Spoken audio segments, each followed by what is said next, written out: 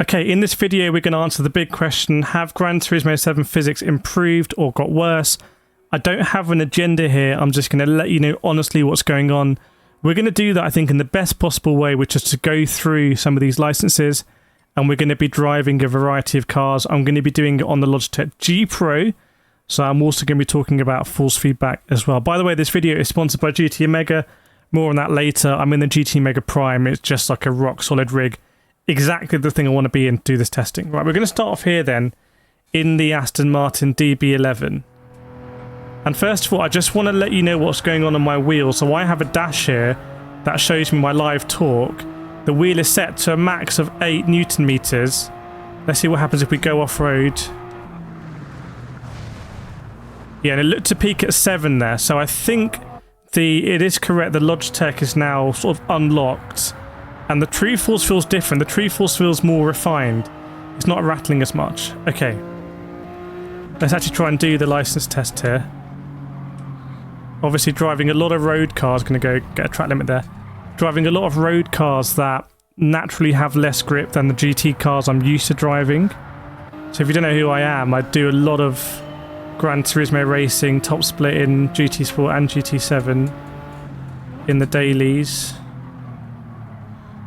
It's definitely I think being more tentative here is the way forward. But not as much drama getting on the throttle actually, which is interesting. That's interesting. So it seemed to be tentative going into turn 1, which is a really nice feeling. Like in iRacing in turn 1, even if you're in a GT3, it's quite a fun, alive corner. So that felt more alive. Actually, let's have a look at the replay here and just see what the car looked like as I was making the corrections. But I was worried when I got on the power, is it going to be the same? But it felt more planted. So what that might indicate is that the physics are pitching the car in more. So when you brake, there's less grip on the rear tyres, and that's exactly the sensation I had when I did my Mazda MX-5 racing in Spain. I very rarely mention it. But the braking was so much fun because it's not as simple as, oh, you hit the brake with ABS. It's like, no, you hit the brake with ABS and you still might lock or go too much in the ABS, and also it's going to be difficult in a straight line. But that felt better. Let's go to the next thing. How do you actually get to the next one? Is this the thing that really annoys me? Like, you can't actually just go next? Or am I being really stupid? I just want to like hit a next button and go. Gran Turismo, I've done a whole post about stuff. Oh my goodness me. Okay. I think I vaguely remember this one in Diablo. Isn't this very difficult? Didn't I do this in VR? Like, you have to brake very... This is going to be a great test, actually. Because you have to brake so early in this thing. Let's have a look. So if I can brake and take my hands off the wheel, then this is not going to be a good update. Ready? Brake. Oh no, straight as an arrow. That's not good for the physics. Like, there's no way, let me know in the comments, but there's no way you should be able to do this in a simulator. Like, I'm sorry, but that's just silly. So for everyone who's saying, oh, it's a completely redefined physics. No, it's not. It's still Gran Turismo. It ain't turned into R Factor 8. Well, let's actually try and do this one. A bit of engine braking might help. That was the other thing I really had to get good at when I was doing my real life racing, was engine braking. Because you hit the point where... Track cut. Again, quite planted on the exit. It's graceful here. Not there. You hit the point in real world racing where you're braking so late, you need to go beyond the braking point, and you're only going to not go off the track if you have the benefit of engine braking. And I think you might have inadvertently seen that there, because when I had my hands off the wheel, obviously I wasn't going down the gears. It'd be interesting to see how that would be different in automatic, actually, wouldn't it? Right, come on, let's get this one done.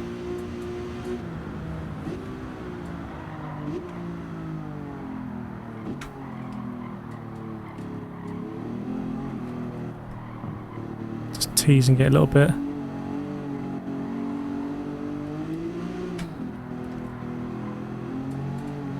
Yeah, that exit is a bit fiddly, that exit. It's not quite all done, is it? We're not going to get the goal, but it doesn't matter. We're not here to get goals. I'm just here to look at the handling. So I think what we've learnt in this one is it's still a bit of a fugazi. I think if people are thinking, oh, it's really alive in the braking zone. Well, it's clearly not, because you can take your hands off the wheel and it's not going to. And that wouldn't happen in real life because the road would be slightly different and the car would be slightly pitched in a way. I actually got blisters racing in real life because I was holding on to the wheel so hard in the gear and the gear shifter as well. Okay, let's see what's going to come up next. Is it going to be an interesting one? Okay, rally car. Great. Because people say the rally physics have got better. Let's have a look. Let's find out. Oh, yeah, sponsored by GT Mega. This is GT Mega Prime. I've been using this rig for, well, since before Gran Turismo 7 came out. So all of my Gran Turismo 7 has been done entirely in this rig. And I believe they're running a summer sale. Or check the website, because whatever sale they're running, if you use my code Kireth, you'll get an extra 5% off. So if you're watching this looking for a rig, gtmega.com, they've got the whole selection. Use my code Kireth, or Kireth5 actually. But the big thank you to GT Mega for sponsoring this video. And yeah, I mean, so good to have this solid rig for this. Exactly what I need. Right, we're doing jumping now, which they say is improved. I've never liked rallying in GT Sport or GT7 compared to, say, it's better. I think that is better there. It feels like maybe you're digging in a bit more. What I didn't like before was how you just slide. I just sliding too much. And for me, the illusion is like, once you realise you just slide laterally and your wheels are not actually really digging into any dirt, the whole thing just falls apart for me. Like, compared to, say, dirt, which is if you come in at a like ridiculous angle, a hard angle, you're going to feel that friction, you're going to feel the wheels digging in. Whereas in GT7, if you come in at an angle, you just slide. Lake Louise, ironically, in the snow physics found better, but for me, this is not... I mean, maybe they've just sorted out the post, or the landing, I should say, so it's not crazy. It's interesting the Ghost can go quite a lot faster than me. So maybe there's quite a bit more speed to carry.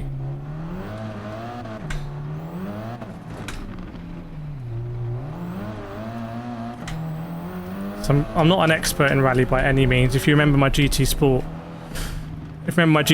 streams, I just wonder if this is actually an opportunity to do it on the old, the immediate switch over to the controller. Look at this, seamless.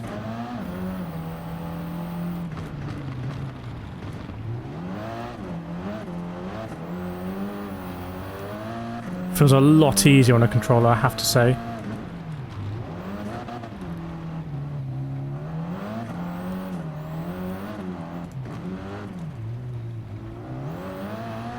Should have kept the wheel spin now, I think.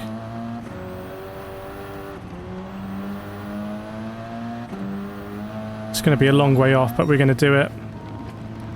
Okay, so it's better, but it's like, what's the point? If you're going to do something, you may as well try and be the best, and GT7 is not the best at rallying. It's a far cry, I think, from how rallying used to be in GT7 when didn't they have the WRX license? Alright, let's go in the Testarossa now at Lago Maggiore. So, some proper corners here. We'll go back on the wheel. Hot swapping. Okay. Mika Hazal, who no doubt would have been involved in the physics. So comfort soft tyres.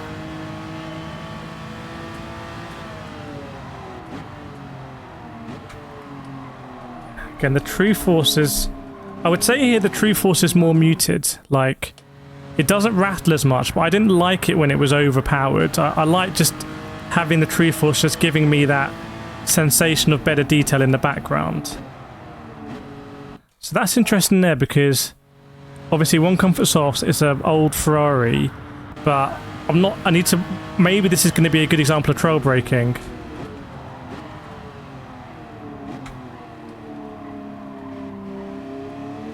Because I remember the videos I did on GT7 in we're going back to April 2022, when I talked about the change of physics and snapping into oversteer. So I remember the OG physics in GT7. I'm that old. I'm ancient. By the way, if you're watching now and you weren't watching in April 2022, hit the subscribe button for me. Because back then we were on about maybe 2,000 subscribers. Now we're on about 94,000. So it'd be great to have your help to get us to 100k. I'm going to try that one again. Let me see if there's more of a trail braking phase.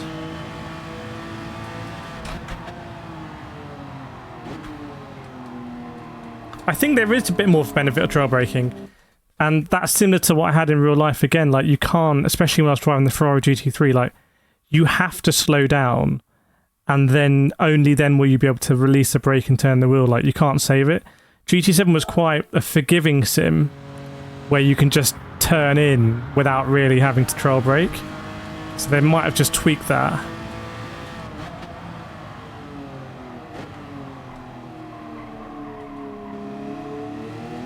Again, that's right. I want to do that again. So I want to brake quite a bit earlier now and see if that'll give me more room to trail brake and get that rotation. Because I saw the Ghost seem to rotate a bit earlier.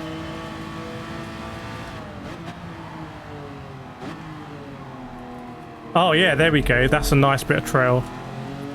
Watch that back and slow it down with my input there.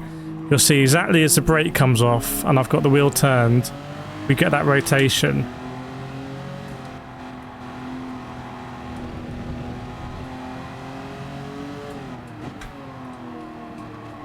And I'm someone that I really like trail braking, so the fact it wasn't in GT7 was kind of a annoying thing for me, but I really like that sensation of it rewards you for being patient, it rewards you for driving like you do in real life, and I'm only on GT7 really to sort of apply the fundamentals of driving in real life, like when I do my karting, see all these trophies behind me or whatever. Let's have a look here. Bang, there. Do you see that moment there? Coming off the brake. I'll see if I can get the inputs again so we can all see that together and have a nice moment. So have a look at the brake. Full brake, full brake, full brake, full brake. Off rotation. Exactly what we like to see. Because if it wasn't rewarding trail braking, you'd see a more linear turn-in as the car decelerates. You'd be like, oh, the car's decelerating. Let's get some more rotation. But here it was more... The amount of brake application had a higher factor in how much rotation it had, which I really liked. So that was good, and I can see racing those cars being kind of fun, because if someone wants to overtake you, you're like, okay, you try and overtake me, you try and brake late, but I'm going to do a cutback on you, because I'm going to brake a bit earlier, my usual marker, and I'm going to get the rotation. By the way, if you like these tips, I have a beginner masterclass on Gran Turismo 7. It's 8 episodes of content, basically YouTube videos, but they're not available on YouTube. So they're only available in the masterclass. You go to www.getfasteronline.com. So many people have tried it. It's £10. $9.99. It's an absolute bargain. I should have put it for more. But yeah, go check that out if you want to see a lot more tips about how to set up everything and drive. Right, let's go into this one. Consecutive corners. Is this going to be portrait curves? Yeah. What a test this is going to be. Oh, the wheels. Because we're at high speed. Oh my goodness, that is... What is that? Brother, ugh. That's got a very sort of like Moser-esque sort of rattle. It's obviously... That's very interesting. If I'm going to do that again, I'm going to let you know what is showing on the live talk.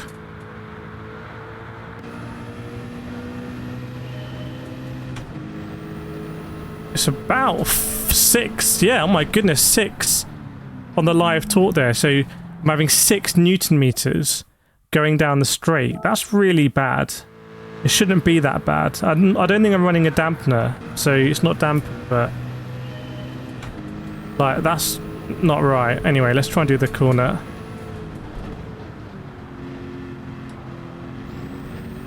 So you can carry a lot more speed through there.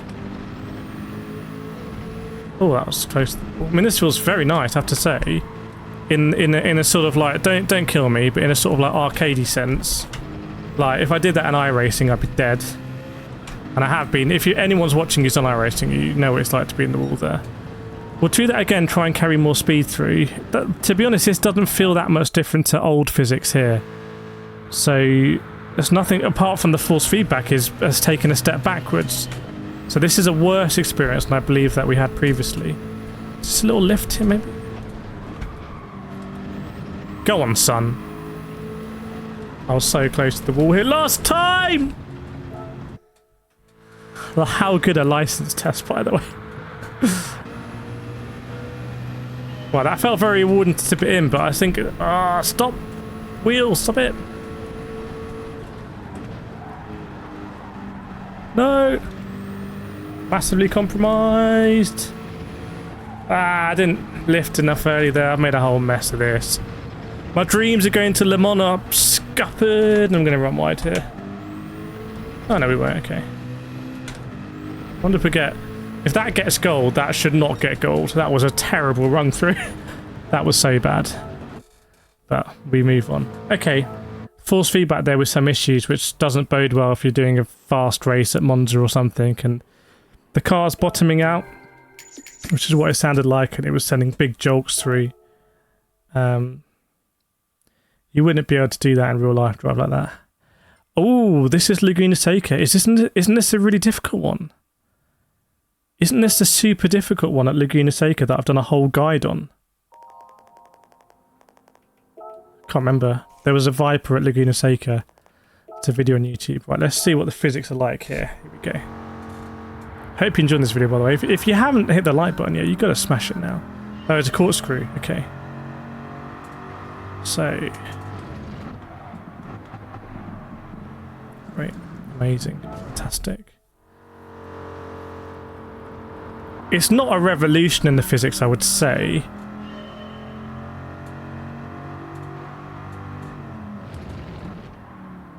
Feels light there, which is really good. Oh, that was ref. You can't give that. It felt really light going over the crest, which was nice to feel it go light. Obviously, you don't feel the G's here. You'd feel it in your pants or your butt if you were doing this in real life. I've been to Laguna Seca and I've walked up here. It is a big drop. Track I would love to drive on. I'd love to do some open wheeler around it. It'd be amazing. Maybe one day. So I've got feeling on the wheel. Now it goes very light. Now a bit more planted. Ah, oh, damn it. That's the sponsors, if you're watching, don't ignore that. I won't do that if you send me for real. So feeling. It's light. Missed the apex. Okay, this time we're going to get it done. I think the reality is that the changes in the force feedback are, for most people on the wheel, going to be what they notice, not any change in the physics.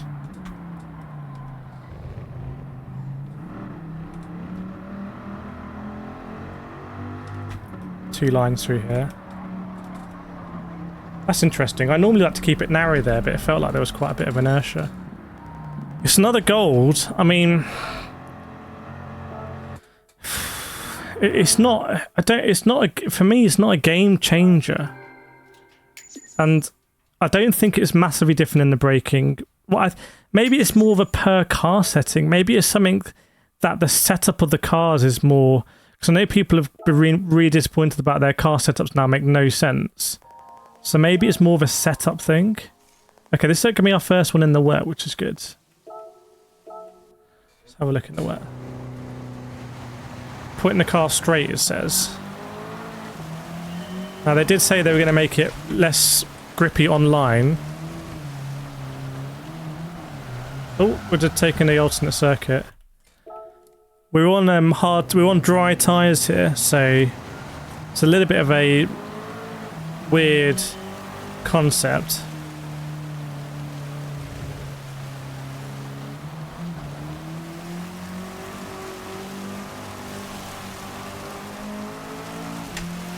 I mean, this is fun, but if you watch my streams when we do our lobby races, KCR community races at like Spa, GT7's always been a really good hoon in the wet.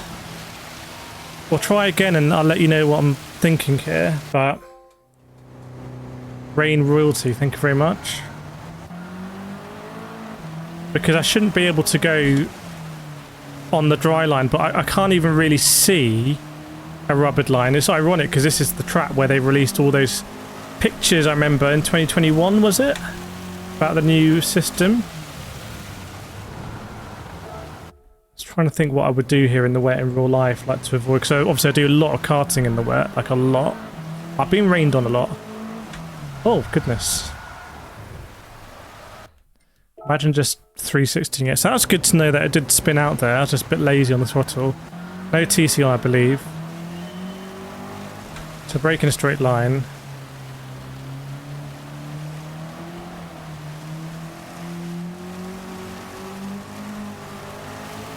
And this is very fun. This is a lot of fun, I have to say. Like, whether it's that much different, I don't know.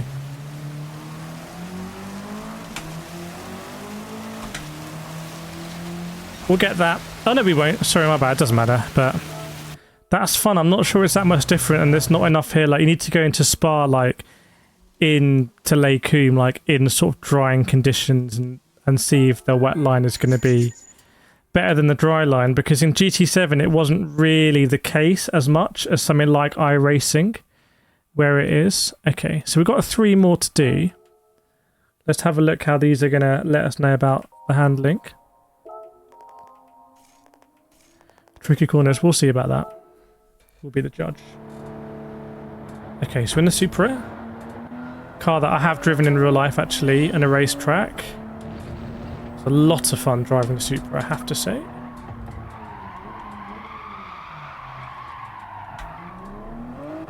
Didn't mean to do that, but we move. Since I wonder if we got... Oh, I should break there. I wonder if we got hooked a little bit by the curb. I remember there's been... Remember the curb riding controversy back in the day? Some of us were doing it, some of us weren't. I think I wasn't doing it, if I remember. I said it's cheating. Some people were doing it.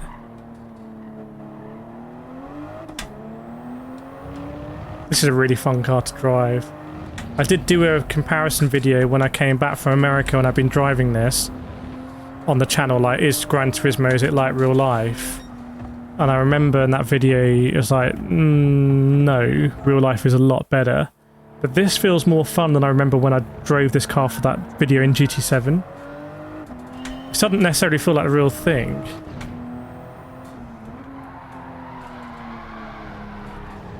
And I wouldn't... I feel like this isn't a car that would snatch like that. Soft sports hard tyres.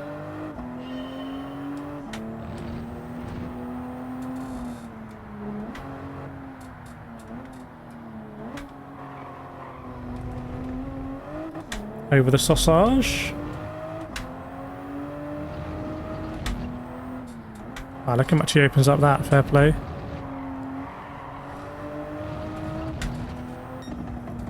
Okay. Yeah, that was fun, but again, that might be the True Force kicking in. Like, the True Force just gives you that really sophisticated detail. By the way, if you're doing a Logitech wheel, goodness me, I'm just involved with all fingers and all pies. If you want money off a Logitech G Pro, if you go to logi.gg/Kireth, use my code Kireth in capital letters, it gets you 5 or 10% off, which I think a lot of people have used. I'm not sure I get anything from that, but that's not important. Most important thing is saving people money. Right, okay, where are we now? Deep Forest. I hate this section. If you remember, this was in the R8. When GT7 came out, this was circuit experience in the R8. This was an example I used where I was like, this is really not fun, because when you get the car into an oversteery situation on those physics, it took too long to snap it in. So the best way to do it would just be really understeery.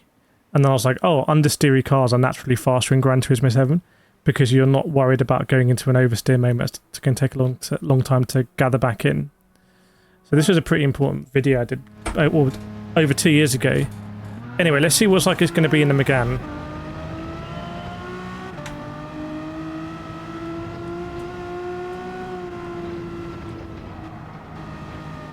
Oh, I thought we'd just been able to keep it there. This feels like a pretty bland experience, I have to be honest. Like, don't know why we're going faster than the Ghost here as well. It seems weird.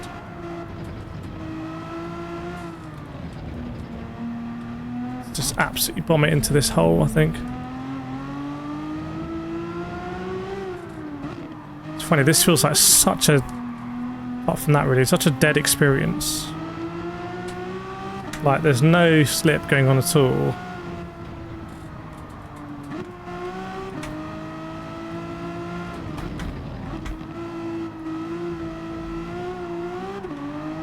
Ooh, come on there. But there's not...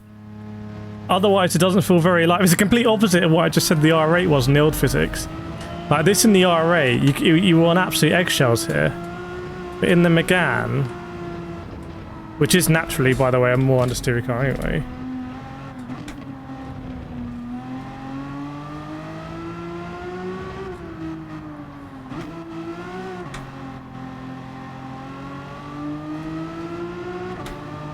I wonder if I suit these, or these physics suit me, I should say, really. Oh god, nope. It's alright, we'll gather this back in.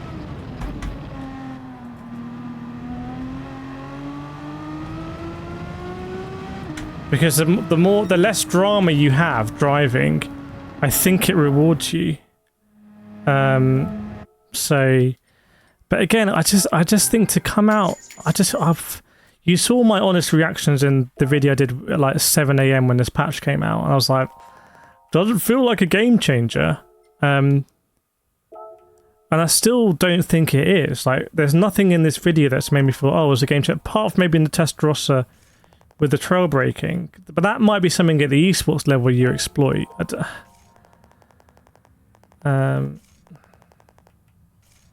Okay, nice one. So this is the minute one to do in the AMG. Let's see. Are we going to struggle here, yes or no?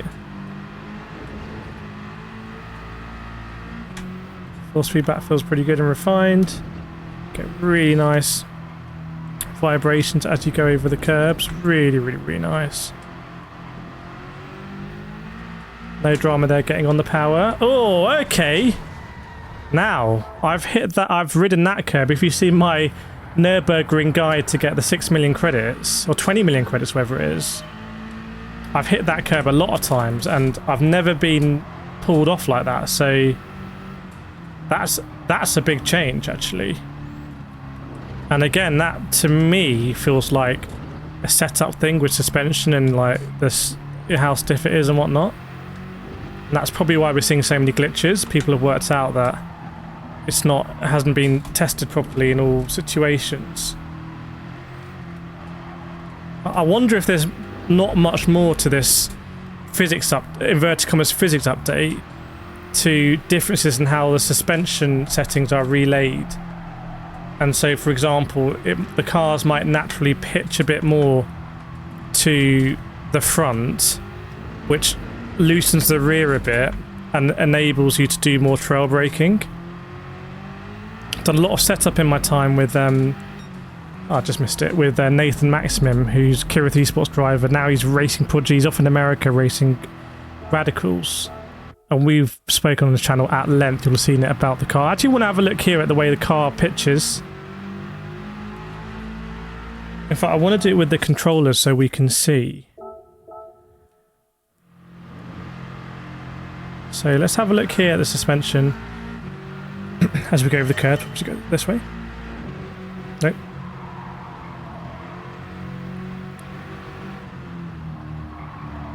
So you can see the car. I mean, but I remember when G7 came out, there was in the trailer, the M6 was coming around here, and there was a bit where it paused, we looked at the airflow and looked at the travel, but now they've redone it. I mean, G7's been a bit of a mess when it comes to handling, I think.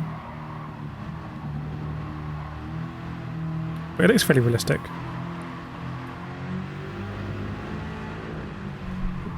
Hit the microphone, but by the way, like I said, please make sure you like and subscribe if you like these really in-depth videos.